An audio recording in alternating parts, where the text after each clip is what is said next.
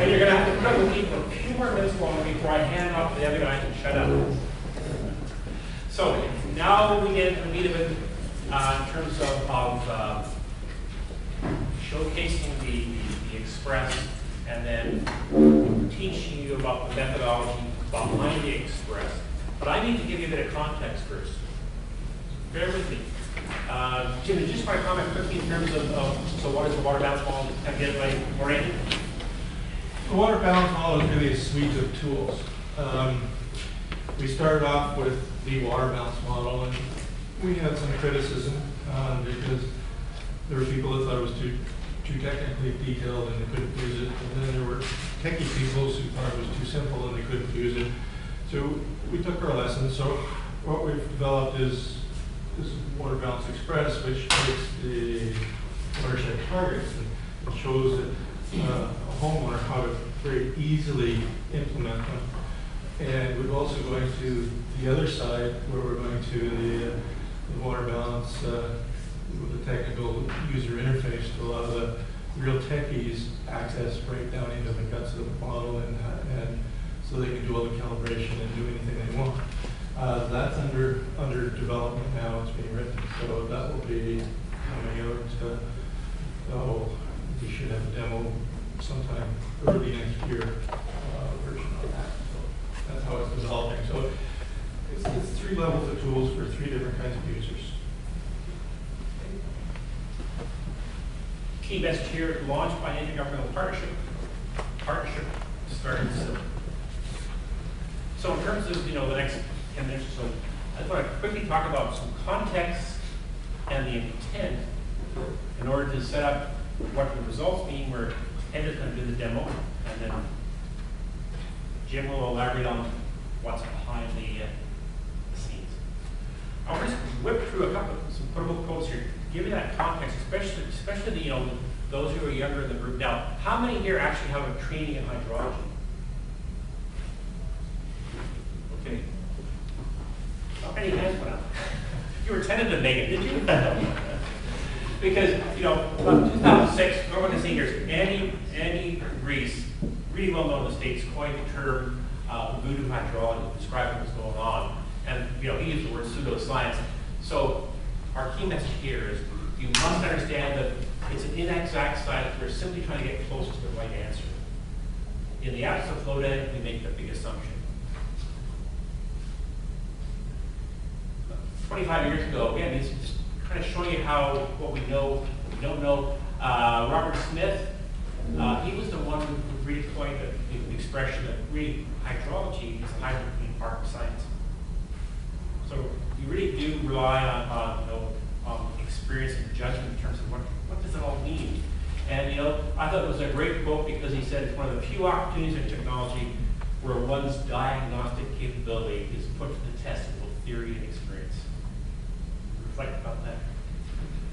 But it's really Lindsley. This is close to my heart because 15 years ago, when I first started making presentations about the water balance methodology in British Columbia, wherever you go, especially in the States, I'd have people come up to me and they were typically a lot older than me, and they typically were PhDs, and I thought, uh-oh, but they were beaming and they'd say, Kim, you picked up where Ray Lindsley left off. Now, for those who do have had a hydrology background, the Bible for us was Ray Lindsley's book, because this was the first book. It's the one that he kind of set the science.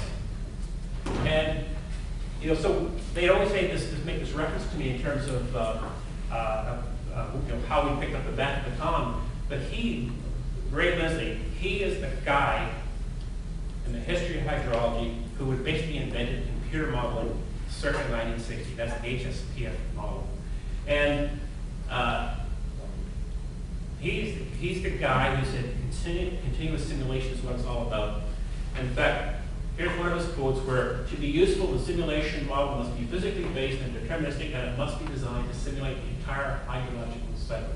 Hence, it must be a water balance model. And so when I had a chance to talk to these people, and especially when I met Tom Bebo, I had a chance to actually work with him in Atlanta, Georgia, who said he fought pitched battles to change the way people were thinking about hydrology 50, 60 years ago. And it was Tom Bebo, who's also an author of a Rome textbook, actually a co-author textbook with Andy Reese, who said, what we're doing in British Columbia, that was his quote, picks up the baton that Ray Lindsley started more than a generation ago. So that's kind of your context. And Jim, did you just want to reinforce the messages on this one? The message here is we have different flow paths that rainwater can actually get to the stream. We all know about surface runoff. Everybody's concerned about surface runoff. We all know about the aquifer flows. One that people often miss, and we'll get further into this later, is the interflow system in the shallow, unsaturated zone. A lot of water there, and that's one we have to pick up, and it's one of the lessons we're learning, and we'll be talking to you about that a little bit later. So in 10, and now what you wonder, really, we're with your 3 topics. Why the province made the water balance methodology the centerpiece of the guidebook. The methodology has been in effect since 2002. We're going to talk about that. Why the Intergovernmental Partnership, which came out of SIL, why it developed the water balance model as an extension of the guidebook. And the third thing is why we won't have a founding 3, and Jim's already kind of alluded to that already. But in terms of why the province of British Columbia in 2002 embraced the water balance methodology, well, there was a clear need to reinvent urban hydrology. And the reasons were the primary catalyst being the salmon crisis. The salmon crisis triggered a lot of things, but it was also what was happening on the agricultural lands. So Ted, you want to jump in and speak to what was happening on the agricultural lands? Because you got to keep the context here. We'd come out of the 80s, there was no development taking place. This province was shut down in the 80s, basically, as most of Canada was.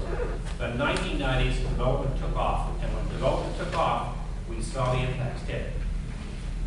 Well, I guess the story behind this is that if you go back to about 2002, 2003, and we were talking about developing the water balance model, in agriculture, I joined Silk, and it was all about urban people. And I'm sitting there as an agriculture person, and it took me quite a while for a lot of meetings to sort of all of a sudden find a role in where does agriculture fit in, and where it ultimately fit in is when we started talking about developing the water balance model.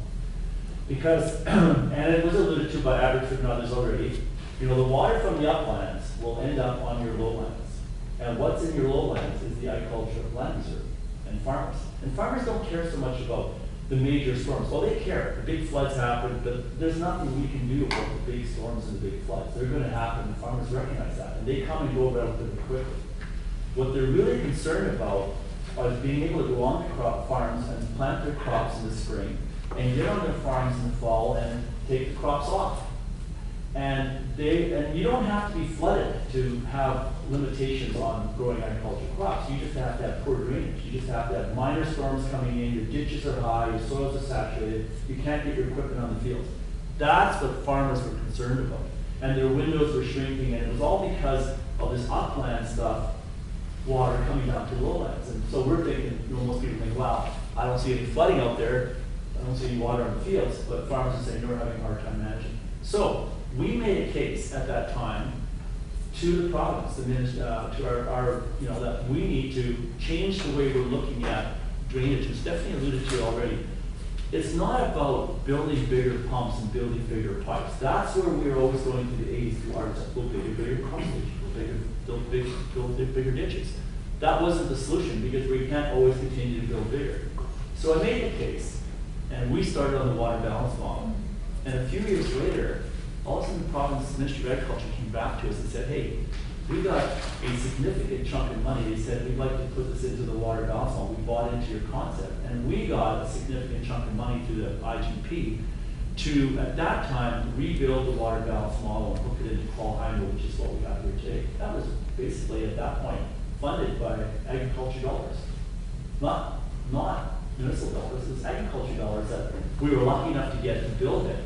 And so that's really, you know, people always ask me, why are you, at that time I was the chair of the Intergovernmental Partnership in Water Balance. I said, why are you as an agriculture person the chair of this thing? Well, it was sort of a role I just took on, but it was because the vision that we had with the people working on it was that we could do a much better job in the uplands to protect the lowlands. It's all about making it work together, right? And this is the one thing, and this is key too, this was the one issue that agriculture and fisheries could see eye to eye on. Because when we don't manage our water properly in the wintertime, our water has left the system, it's gone to the ocean. And fisheries need water in the middle of the summer, and farmers need water in the middle of the summer to irrigate. And we were finding a lot of our channels and streams were drying up, and farmers with licenses couldn't get their water because we let it all go. If we could turn this around and put it back into, store some of that water, we'll have flows for fish, we'll have flows for farming. So that was the one issue that brought fisheries and agriculture together. We could see eye to eye on that. We had a lot of other issues that we didn't see eye to eye on, but that one we could see eye to eye on. So again, keeping the context, circa 2000, we knew that traditional approaches, methodologies, and tools were not providing solutions that worked to local government. So it doesn't matter how fancy you make the software interface, if there was a fundamental flaw in your approach, you didn't get a solution. So the aha moment was recognizing the need and then understanding how to manage all 180 rainfall days. That was 15 years ago. So this has been happening for a long time.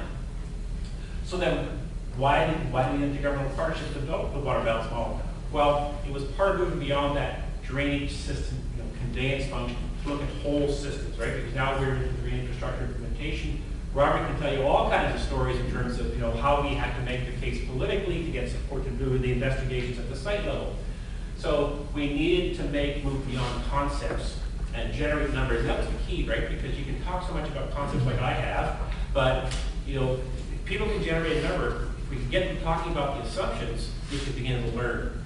And we needed to move beyond the engineering domain to both bridge and encourage integration of other perspectives. And that was the beginning of the breakthrough in terms of from a local government perspective, that getting partisan engineers to talk about a common language and moving beyond what I call the fixation with the rightness of a single number. And I'm an engineer, I can say this. How often have you seen engineers who will fight the battle to the death over my number? Right? Think back to what Andy Reid said, which is you're just trying to get close, right? So what are your assumptions? And scenario comparisons, that's what creates the understanding. So the original driver was, we said, we needed to be able to do scenario comparisons, we needed to be able to do it quickly, we needed to be able to do it for people who are in the room. Because it's no good if you say you gotta leave and come back 3 weeks later. So that's why in terms of the original water balance concept, right, Jim, you can do in minutes or hours what people traditionally did in days and weeks. But at the end of the day, it was all about saving local government money. Because that's what the partnership is, right? So being able to do things efficiently and inexpensively and immediately. Jim, did you want, I think you've already covered this, haven't you, in terms of the family of 3 tools? Yeah, I covered that. Okay, so hopefully you have the appreciation, the context, the intent. At this point, Ken, I'm going to hand off to you to do the show and tell, after which we get into the round table and the methodology, the actual scientific and engineering.